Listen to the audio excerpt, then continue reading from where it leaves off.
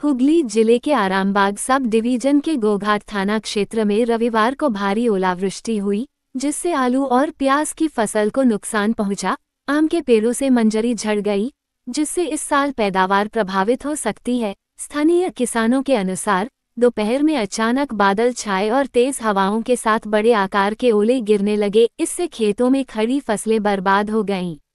जिले के अन्य हिस्सों में भी मौसम बदला और बिजली कड़कने के साथ हल्की बारिश हुई। मौसम विभाग ने आगामी दिनों में और बदलाव की संभावना जताई है। किसानों को सतर्क रहने की सलाह दी गई है।